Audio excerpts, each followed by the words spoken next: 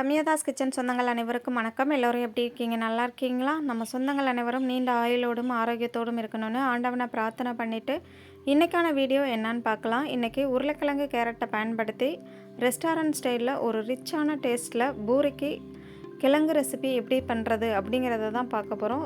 ரொம்ப டேஸ்டியாக இருந்துச்சு. கண்டிப்பாக சொல்கிறேன், நீங்கள் இந்த மெத்தடில் ஒரு முறை ட்ரை பண்ணுங்கள். உங்களுக்கு இந்த டேஸ்ட் அப்படியே பிடிச்சு போயிடும். நீங்கள் எப்போ பூரிக்கு சைடிஷ் பண்ணாலும் இந்த வீடியோவை பார்த்து தான் பண்ணுவீங்க. அந்தளவுக்கு டேஸ்ட்டாக இருக்கும். இது பண்ணுறதுக்கு ஃபஸ்ட்டு ஒரு மிக்ஸி ஜார் எடுத்துக்கோங்க. அதில் அரை மூடி அளவு துருவின தேங்காய் சேர்த்துக்கோங்க.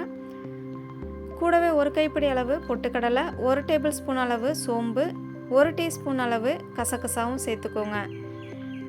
நீங்கள் நல்லா ரிச்சாக சாப்பிட்ணுன்னு ஆசைப்பட்டீங்கன்னா இதில் ஒரு கைப்பிடி அளவு முந்திரியும் சேர்த்துக்கலாம். அதாவது ஒரு 10 போல் முந்திரி சேர்த்திங்க அப்படின்னா நல்லா டேஸ்டியாக இருக்கும். என்கிட்ட இன்றைக்கி இல்லாததுனால நான் சேர்க்கலை. சேர்த்துட்டு நல்லா ஃபைன் பேஸ்ட்டாக அரைச்சிட்டு ஒரு ஓரமாக வச்சுருங்க. இப்போது இந்த உருளைக்கிழங்கை நம்ம குக்கரில் தான் பண்ண போகிறோம். ஓப்பன் பாட்டில் பண்ண போகிறதில்ல. ரொம்ப ஈஸியாகவும் சுலபமாகவும் வேலை முடியும். ஃபஸ்ட்டு ஒரு குக்கர் எடுத்துக்கோங்க. அதில் 6லேருந்து 7 டேபிள் ஸ்பூன் அளவு ஆயில் சேர்த்துக்கோங்க. நான் இன்றைக்கி கடலெண்ணெய் தான் பயன்படுத்தியிருக்கேன். இதில் 2 பட்டை, 1 ஸ்டார் அனீஸ், 5 கிராம்பு, 2 ஏலக்காய், கொஞ்சம் போல் கடல் பாசி வந்து கண்டிப்பாக சேர்த்துக்கோங்க. இதுதான் இந்த உருளைக்கிழங்குக்கு டேஸ்ட்டை கொடுக்க போகுது. இது கூடவே 5லேருந்து ஒரு 10 போல் மிளகாவை 2ஆக கீறிட்டு சேர்த்துக்கோங்க. நீங்கள் காரத்துக்கு தகுந்த மாதிரி சேர்த்துக்கோங்க. நான் இன்றைக்கி ஒரு 8 பேர் சாப்பிட்ற அளவுக்கு தான் இந்த உருளைக்கிழங்கு செய்துட்ருக்கேன்.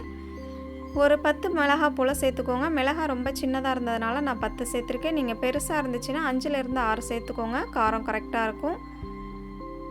நீங்கள் வெங்காயம் நல்லா விரும்பி சாப்பிடுவீங்க அப்படின்னா அதிகமாக சேர்த்துக்கோங்க. நான் இன்றைக்கி ஒரு 5 மீடியம் சைஸ் பெரிய வெங்காயத்தை நீள்வாக்கில் கட் பண்ணிவிட்டு சேர்த்துருக்கேன். கூடவே 2 டேபிள் ஸ்பூன் அளவு இஞ்சி பூண்டு விழுதும் சேர்த்துருக்கேன்.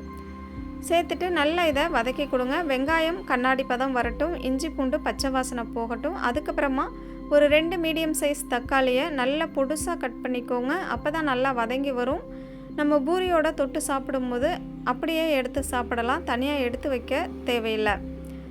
தக்காளி நல்லா வதங்கி வரத்துக்காக 1 டேபிள் ஸ்பூன் அளவு கல்லுப்பு, 1 டீஸ்பூன் மஞ்சள் பொடி சேர்த்துட்டு நல்லா இதை கலந்துக்கோங்க. தக்காளி நல்லா வதங்கி வரட்டும். அதுக்கப்புறமா நம்ம இதில் காய்களை சேர்க்க ஆரம்பிச்சிடலாம். இப்போ பாருங்கள், நமக்கு தக்காளி, வெங்காயம், இஞ்சி பூண்டு எல்லாமே வதங்கி ஆயில் பிரிஞ்சு வர ஆரம்பிச்சிருக்கு. இந்த ஸ்டேஜில் நம்ம கேரட் சேர்த்துக்கலாம். நான் ஒரு சின்ன கேரட்டை பொடுசாக கட் பண்ணிவிட்டு சேர்த்துருக்கேன். எந்த அளவுக்கு பொடுசாக கட் பண்ண முடியுமோ அது மாதிரி கட் பண்ணிக்கோங்க. ஒரே ஒரு பெரிய சைஸ் உருளைக்கிழங்கை நல்லா ஸ்கொயர் ஷேப்பில் கட் பண்ணிவிட்டு அதையும் சேர்த்துக்கோங்க.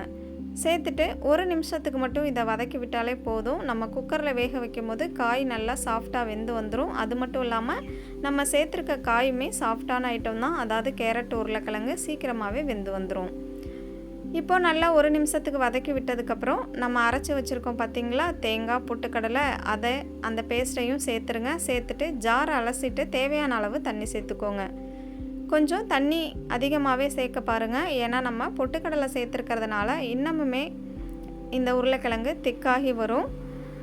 நீங்கள் முந்திரியும் சேர்க்குற மாதிரி இருந்துச்சு அப்படின்னா இன்னமுமே நல்லா ரிச்சான டேஸ்ட்டில் திக்காகி வரும்.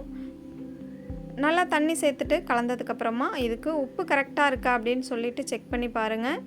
எனக்கு கொஞ்சம் குறைவாக இருந்ததுனால மறுபடியும் ஒரு 1/4 டீஸ்பூன் அளவுக்கு மட்டும் உப்பு சேர்த்துருக்கேன்.